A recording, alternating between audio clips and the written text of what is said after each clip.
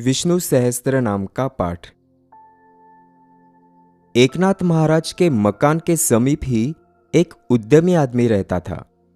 उसे द्रव्योपार्जन के सिवा और कोई बात नहीं सूझती थी। कभी दर्शन के लिए किसी देव मंदिर में जाने या हरि कीर्तन अथवा कथा पुराण सुनने में उसे कोई आनंद नहीं आता था। वह केवल शिष्णोदर परायण था। एकनाथ महाराज को उस पर दया आ गई और वह स्वयं ही रोज उसकी दुकान पर जाकर बैठने लगे। नित्य उसे एक श्लोक लिख देते, उससे वह याद कराते और फिर दूसरे श्लोक का पाठ देते। यह क्रम था। होते होते उसे अनायास समग्र विष्णु सहस्त्र नाम कंठ हो गया। तब उससे कहा कि इसका पाठ रोज किया करो। फिर कुछ दिन बाद एकनाथ महाराज ने उसे एक आसन सिखाया और नित्य ब्रह्म मुहूर्त में स्नान करके आसन लगाकर इसके 10 पाठ करने को कहा। इस तरह उसकी वाणी पर कुछ ऐसा संस्कार हुआ कि मृत्यु काल में वह अस्खलित वाणी से विष्णु सहस्त्र नाम का पाठ करता रहा। उसके प्राण अनायास निकले और वह स्वयं विष्णु लोक को प्राप्त हुआ। ब्राह्मण और पारस। पैठन में एक ब्राह्मण के पास पारस पत्थर था। इस पत्थर को वह अपने प्राणों से भी अधिक प्यार करता था। एक बार उसे यात्रा के निमित्त कहीं दूर जाना था। अब यह पारस पत्थर कहाँ रखा जाए? एकनाथ पूर्ण भगवत भक्त है, यह जानकर ब्राह्मण ने पारस उन्हीं के पास रखा। एकनाथ महाराज ने उसे देवताओं के सिंहासन के नीचे रख दिया। दूसरे दिन जब उद्धव देवताओं का निर्माल्य उठाने लगे, तब उसके साथ पारस भी आ गया।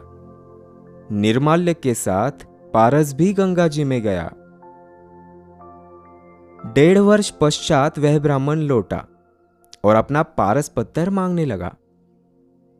नाथ को अब तक कभी उसका स्मरण भी नहीं हुआ था। उन्होंने उद्धव से कहा कि देखो, सिंहासन के नीचे कहीं होगा, उसे उठा लाओ। पर वह अब वहां काहे को मिलता? उद्धव ने कहा कि निर्माल्य के साथ उसे भी गंगा प्रवाह हो गया होगा। ब्राह्मण को एकनाथ महाराज पर संदेह हुआ। सोचा, दाल में कुछ काला है। वह और क्या सोचता?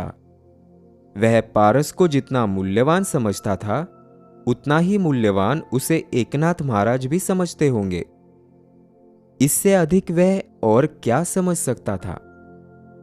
हर कोई हर किसी को अपनी ही कसौटी पर कसा करता है। वह बेचारा क्या जाने कि भगवान के चरणों में आधे क्षण की स्थिति भी इतने अनुपम आनंद की होती है कि उसके सामने भक्त लोग त्रिभुवन विभव संपत्ति को भी तृण प्राय मानते हैं। एकनाथ महाराज उस ब्राह्मण को गंगा किनारे ले गए, जल में उतरकर गोता लगाया और दोनों हाथ भरकर पत्थर उठा लाए। हाथ ऊपर करके बोले, इनमें जो तुम्हारा पत्थर हो उसे निकाल लो। ब्राह्मण ने अपनी जेब से पारस की परीक्षा के लिए लोहखंड निकाला। देखा, सभी पत्थर पारस ही तो है। एकनाथ महाराज ने एक पत्थर उसे दिया और बाकी गंगा जी में डाल दिए। जिस महात्मा के हाथ के स्पर्श से जीव ब्रह्म हो जाता है, वह क्या सोना मोती से ललचा सकता है? नाले के लिए वर्षा का भले ही बड़ा महत्व हो, पर इससे समुद्रों को क्या?